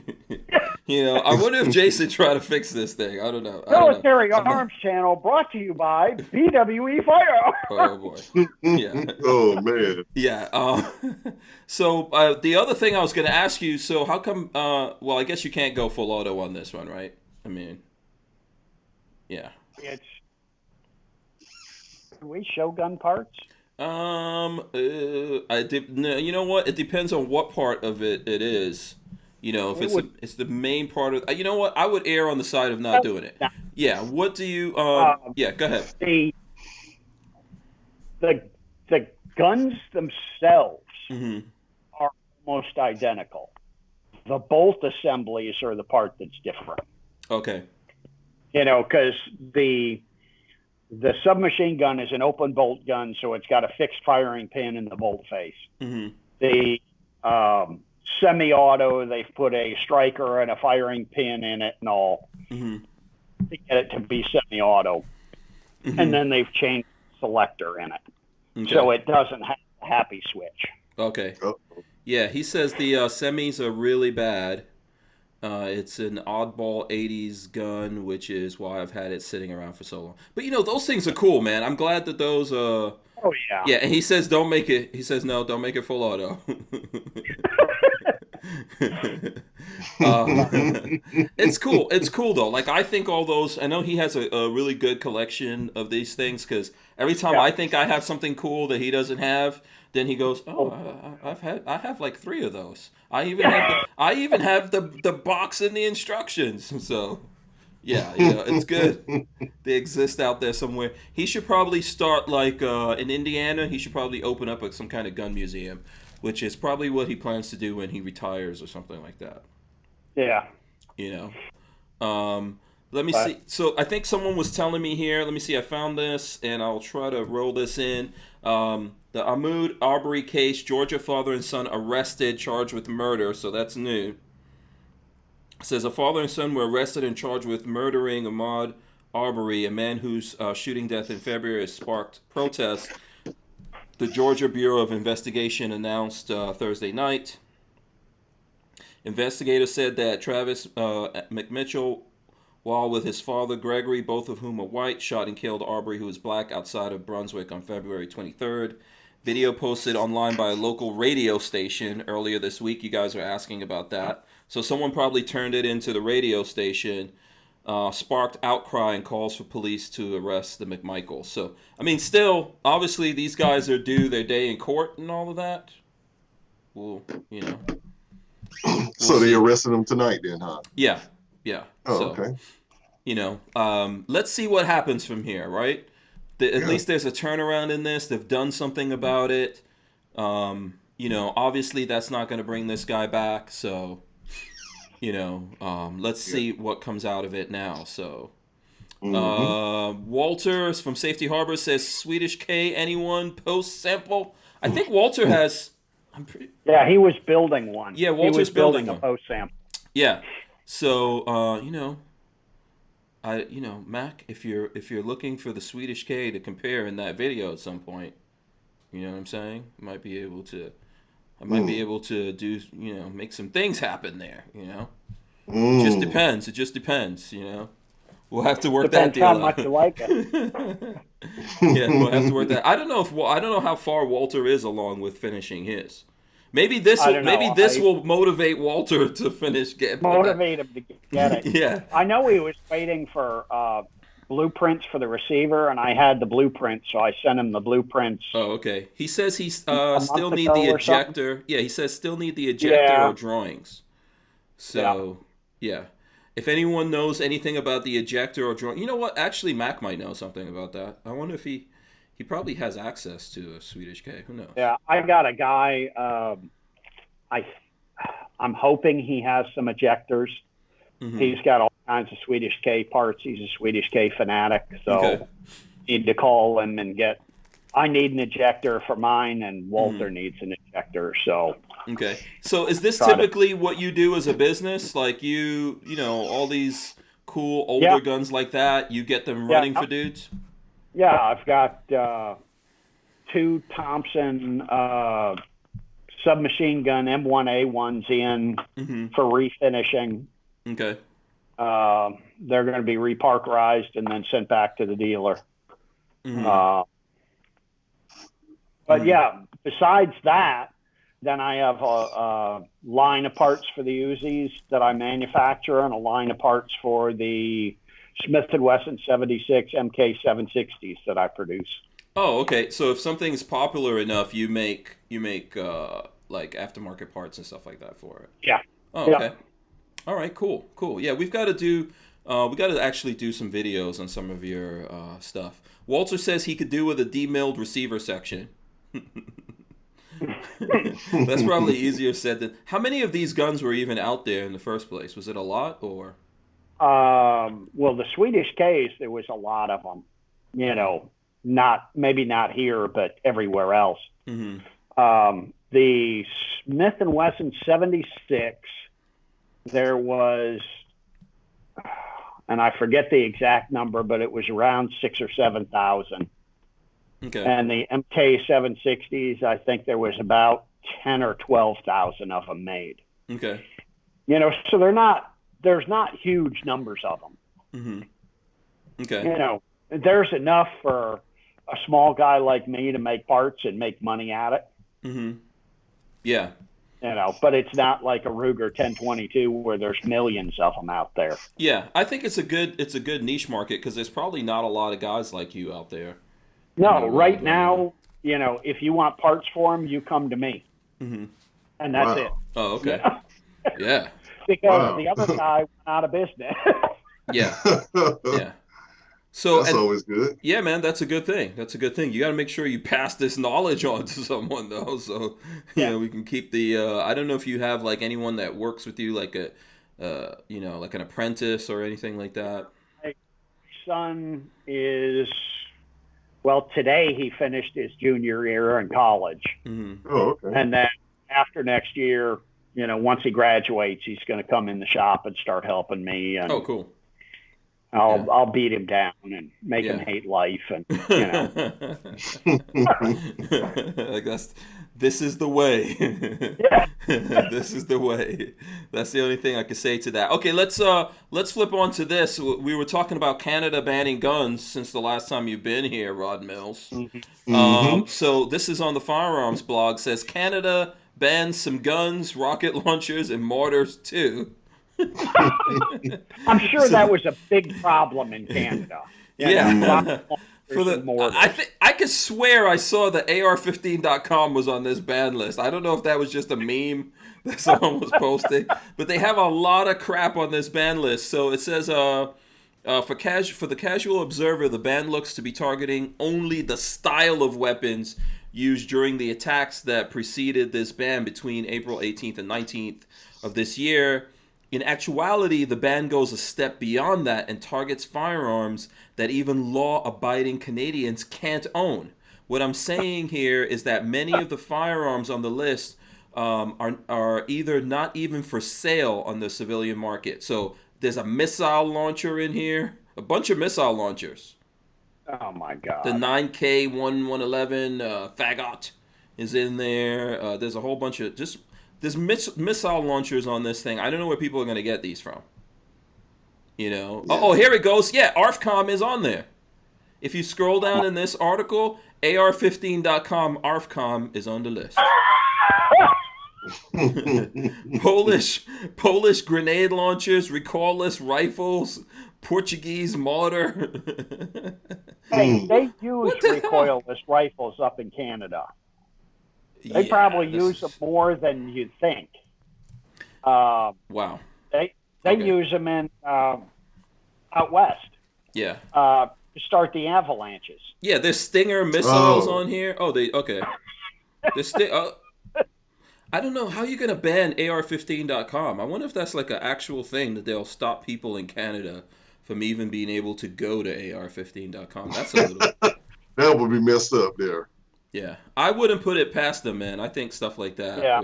We'll be dealing with things like that here. At some point, whether we like it or not. I think that's going to be happening. Wow, that's a little insane. Yeah. People of Canada, huh? Overkill. Yeah, overkill for sure. You know, people of Canada has to. Max says that's freaking epic. I'm so glad I live in America where I can have my Stinger missile. Dude, let me tell you something. I would get a Stinger missile. Okay, I'm that guy right here. You only get to shoot it once, though. Well, yeah, I probably have to put it on layaway too. I think that thing's like $30,000-$40,000. So just go to one of the pawn shops. Right, yeah. Military places outside of one of the military bases. Right, sure. Yeah, that seems totally feasible. I totally believe I could do that. Yeah.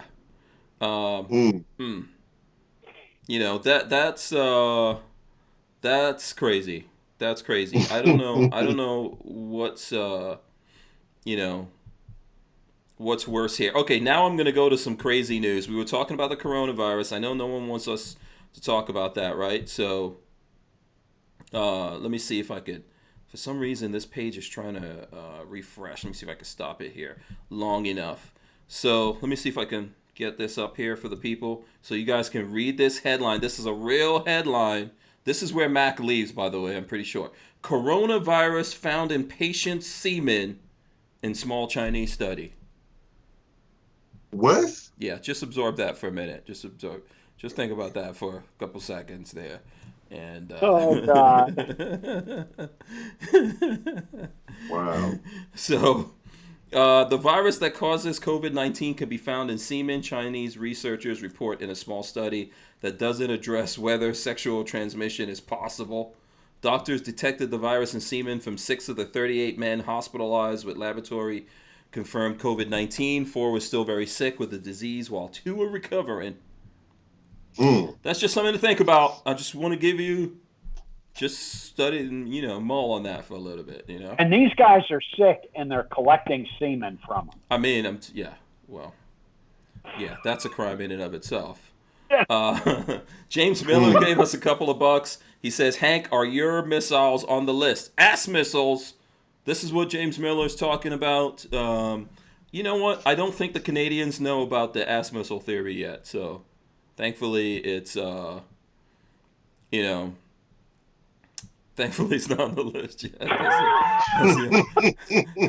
That's the only thing that I could say about that. I'm trying to see. I'm trying to see what other stuff is going on here. By the way, I just want to say something in all seriousness. Like, I know there was that shooting. You guys heard about the shooting. I think it was a Family Dollar because they asked someone to, like, told them they couldn't come in without the guy made him take off his mask or something like that. Yeah. By the way, Babyface P says tiny sample size, and he's talking about Yeah, well, he'd know about tiny sample sizes. Wow.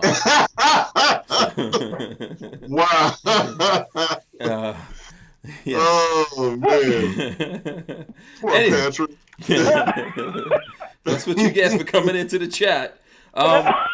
So listen, on a serious note, man, there was this whole story about these people who, I think it was a woman, and they barred her entry to the Family Dollar. Then she got mad. There was some kind of altercation. She came back with her husband, I think, and her son, and then they actually wound up killing the security guard. That's terrible. I don't agree with all these mandatory mask things, but you shouldn't hurt people over that. That's stupid. Yeah, and I'm not saying, obviously, the people I think who did this were not gun people. We don't typically see gun guys doing this kind of crazy nonsense out there. I think we lost Rod Mills there. We lose Rod again. Yeah, we'll get him back. We'll get him back here in a second. But there was another story. There was another story that came out about McDonald's that I saw tonight. 2 McDonald's employees shot after angry customer was told dining room was closed. 2 employees at a McDonald's in Oklahoma City were shot, and a third was injured after a woman allegedly became angry after learning that she was not allowed to dine inside the restaurant due to coronavirus restrictions. The incident occurred on Wednesday evening at a McDonald's in Southwest Oklahoma. And it just goes on to explain this whole thing. These guys got into some kind of fight. They forced the woman out of the restaurant. Then she came back, shot the place up. Cops arrested her. But, and like I said, I don't really think people in the gun community do these kind of things. But listen, what I would do is just, if I don't like those people's rules, you don't have to give them your money anymore. Yeah, I mean, what the hell is wrong with people? Yeah. I mean, if I go into a place and they say, you got to wear a mask, and I don't want to wear a mask, I'm going to turn around and walk out. Fine. Yeah. Lola wants to know, what's the mask situation like in your area? I don't wear the masks. And I've got some people that, give me dirty looks, but is it mandatory in Orlando? No. Okay. No. Well, I think in Orlando it is, but I'm in Seminole County, and Seminole County never even had a lockdown. They just said social distancing, and that's what we're doing. They closed the restaurants and whatnot, but they never had a lockdown like Orlando did. Oh, okay. So they don't have the mask thing if you go into retail. No. Okay. I've talked to some people that said, "Oh yeah, such and such store is requiring that you use masks," but I have not had anybody stop me and say you need to put on a mask. Right. Okay. Let me go to some dumb news. I'm going to go to dumb news that has to do with guns. Okay, we're going to do gun stuff now. Okay, because you guys want gun stuff, and I want to serve the people. This is how you always can tell when I'm setting you up. When I start talking like this. Give them money. That's all you got to do to make them happy. Yeah. Give me cake. So this is from Reason. My brother actually sent me this. He said, Alberta cops handcuffed a woman in a Star Wars costume because someone complained about her fake blaster. And there's a picture here There's literally so Star Wars. Okay, so this is what it says under that headline. It says, considering stormtroopers aren't known for their aim, the police had nothing to fear. And Star Wars fans all over the world celebrated the series on May 4th. May the 4th be with you. On Monday, because it's a Star Wars themed pizza joint, Cocoa Vanilla Galactic Cantina in Alberta took advantage of the occasion to drum up more takeout business by having an employee stand outside of the restaurant dressed as an Imperial Stormtrooper. Makes sense. Then the police showed up. Owner Brad Whalen told Reason that he had a costumed employee stand in front of the restaurant to generate buzz and encourage passersby to order from the restaurant, which is desperate for business due to COVID-19 rules. Sorry, guys. Had to get COVID-19 in there. Preventing eat-in dining. Listen, yeah, enterprising, you know? Yeah. That's what you do. The employee was only outside for about an hour when officers with the Lethbridge Police Service, LPS, showed up. Apparently, 2 onlookers called 911 to report the employee for holding a plastic replica of a Stormtrooper blaster. Those people suck. Yeah. Yeah, those people suck. So now they had to roll up on this employee. Those people ought to be taken out and beaten. Yeah, there's video here and everything. Let me see if I could play this. I know it's kind of tiny, but there's video of there's video of it, and there's the cops. All that. Oh boy, and the cop has been wow, the cops. This is a real takedown. There's a lot of cops showing up there. Wow. Okay, yeah, that sucks. Seriously, man, what is wrong with the world? Yeah, now there's lots of things. Chris from Kentucky says, it's a trap. Len Holt says, this is not the blaster you're looking for. And what did the cops think? She was going to actually hurt somebody? Yeah. You know, they can't hit anything. Yeah. You know, all you got to do is stand right in front of a stormtrooper and you're safe. That's crazy. That's crazy. Let's see. What's my other crazy gun story? Okay, are you into football? Because I don't know anything about football. I don't know a whole lot about football. Oh, okay. All right. So here, I'll read this story here. I think the video's blocked or something like that's going on. Okay, the wife of Ravens, Earl Thomas, arrested for confronting him with loaded gun. The wife of Baltimore Ravens safety Earl Thomas III was arrested last month in Texas after pointing a loaded gun at her husband's head during an argument. Nina Thomas was arrested on April 13th in Austin, Texas, and charged with first-degree felony burglary of a resident with intent to commit aggravated assault with a deadly weapon, according to a court document obtained Thursday by ESPN's Jameson Hensley. A team spokesman said the Ravens are aware of the situation, but Thomas did not notify the team of the incident. I guess I don't know if you have to do that. Do you know anything about football? Because I know nothing. I know very, very little. Yeah, so according to an arrest warrant from the Travis County Magistrate Court, Nina Thomas told the police that she confronted her husband at a rental home because she believed he was cheating on her. She told the police she used Snapchat to track Earl to the rental home. See, how does that even happen? How are you cheating on your wife? How are you a football player cheating on your wife and putting it on Snapchat? That doesn't make sense. I don't know. I'm not sure how that works. You moron. I don't know how that works. So she tracked him to the rental home, brought 2 other women with her, and found her husband and his brother in separate bedrooms with 2 other women. So this was like basically pretty much an orgy or something going on here. According to the document, an officer viewed cell phone video footage that shows Nina Thomas placing Earl's 9mm Beretta less than a foot away from her husband's head, with the safety disengaged and her finger on the trigger. She told police she called the other women to help confront her husband and took his handgun with intent to scare him. According to the document, she had taken the magazine out of the gun but was unaware of a round in the chamber. She should have just shot him. Lots of bad things going on here. So anyway, all the chicks that were with her, they all got arrested. Moral of the story: don't cheat on your wife. Yeah, probably don't marry a football player, dude. I think I would start there. What she should have done is a Lorena Bobbitt.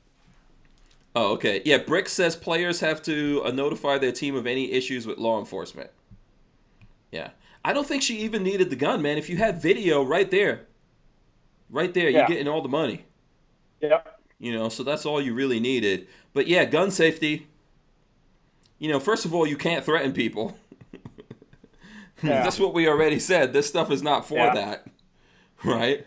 But you need to be aware of, gun safety. Very, very important here. Very important, Yeah. So she took out the magazine and all that kind of stuff, didn't have it loaded. See, this was a story for Rod Mills, but that's when his internet goes out. Yeah, of Yeah. course. He's trying to come back. Yeah. We can't see you, Rod. Yeah, we can't see you yet, so we're waiting for your... I'm coming. Yeah. God, I hope not. Yeah. So, oh boy, it's gone. He comes back. I'm pretty sure Mac left here a long time ago. Thankfully, hopefully he knows. He's not even aware of this conversation that's going down right now. Like, Rob, why are you sweating over there? Yeah. What do you think about this? Listen. We don't have a lot of time because we're running down time wise on the show. I would ask everyone to smash a thumbs up. But what do you think about this? This is a football thing, and I was saving this for you because you were coming on tonight. Okay. Did you hear? He's supposed to know about this. He was. No, you and me, not him. Yeah. We don't know anything. So, have you heard of this story about? About what? Oh, you didn't hear the story that I was talking about here? You were talking about some little people or something. That's when I got cut off. No, the wife of Ravens Earl Thomas arrested for confronting him with a loaded gun. Yeah. Oh, yeah, that happens all the time. I mean. Yeah. So she went to a house. She tracked him through the Snapchat and went to a house and basically found him in the middle of an orgy. How can you track somebody through Snapchat? I don't know. This is very important. I would like to know. What filters do you need to turn off? Exactly. I'm like, I've never heard it like that. Yeah. Is this something I need to worry about? Yeah. No, none of us. I don't know. I have Snapchat. I don't even really use it. So, yeah. So you don't have any opinion on this, even though you're the football guy. I mean, hey, that type of stuff happens all the time. You just don't know about it. I mean, the only reason this guy blew up like that is because she had a gun. Yeah. And she you know what? The one thing we always have to remember, the 4 rules of guns, consider all guns loaded, Mm-hmm. And she took the magazine out. She took the magazine out, but obviously he had it chambered. There was one in the... Yeah, one in the chamber. Yeah. So yeah, no, it could have went a lot worse. Trust me. Yeah, for her, it could have gone a lot worse. Well, obviously for him too. For him, yeah. It could have been permanently worse for him. But yeah, sad story. Don't mess around on your wife. Don't go to hotels. Don't use Snapchat. a lot of things on this list. Don't do. That's the moral to me of the story. She should have just taken a page from Lorena Bobbitt and used a knife. Well, one of the girls did have a knife that she was with. Yeah. Man. If you're going to do something like this, just get video. That's all you need. I'm going to tell you that right now. All you need is video. That's it. Then you go to your attorneys and you settle it all and, and you move on and don't mess around with crazy football players. So there you go. All right, let's wrap it up. I know the folks out here are I know Max says he says, see you guys. Walter says it's 9, say goodbye. So let's wrap it up here. I'm going to start with Richard Hoffman. How can the folks out there support you, Richard? You can send me money. Okay, that's always good. With that, that's always good. How can they check you out on social media? That's probably about it. You can check me out at Facebook, Instagram, YouTube. Mm-hmm. What else is there? I don't know. Yeah, you're on Minds. You're everywhere. Yeah, I'm on Minds. Just look for BWE Firearms. Yeah, it's just a variation of BWE Firearms. My website is bwefirearms.com. Yes. And how much are you charging for people who want to rub Max? I don't know. How much people want? Maybe I'll have an auction. Okay. Okay. And we'll We're figure not out serious how about much this. We're not serious about this. We don't mean it. We don't mean it. maybe you are not serious. He'll have to seriously disinfect that thing. So. Dude, when there's money involved, Yeah.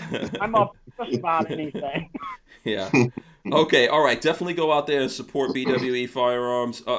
So Rod Mills, how can the folks out there support you? Okay, so I'm reading off my business card here because it's so hard to try to remember all of these. So you can find me on Facebook at Scorched Earth Firearms Training LLC, Mm-hmm. on Twitter at Scorched Earth FA, Mm-hmm. and Instagram. Now I got an Instagram account that's about 2 weeks old. Scorched Earth. Well, I'm sorry, Scorched _Earth _Firearms. Oh, okay. Yeah, So, I saw you on the IGs. yeah, That so was you can. interesting. That was interesting. Yeah, when I was getting my business card made, the person that was making them said, "Hey, it's probably best that you get an IG account too." Mm-hmm. So but I've been I've been blessed to be pretty busy. This next month and a half, I've been busy. I'm going to be more busy than I've all year. So Okay, that's good. Business is good. Yeah, That's good. That's awesome. So for us, go to hankstrange.com, sign up for the email list. That's the best thing to do. Go look at lolasdeals.com. You can go to Lola's Deals on Hank Strange, and also we've got daily deals up there. That's the best way that you guys can support us. You can also go to Patreon. That's another way to support us. You can watch the show. There's all kinds of different things you could do. Thanks to these gentlemen here for joining me. Thanks to Mac and Walter in the chat, and everyone else that was in the chat making comments and all that kind of stuff. We let me drop the end here on everyone. We will see you guys tomorrow. Don't forget to smash the thumbs up, ring the bell, so you can be notified every time we go live. Leave comments here. We'll strip out the audio. We'll put it up on iTunes and all the other places you get your audio podcasts. We will be back tomorrow. We will see you then. We'll have more fun. Thanks to Walther Arms for sponsoring the show. Final words, guys, and then I will press the button. peace. Love. There you go. Yeah. Yeah. Bye. We're Bye. out. Bye-bye.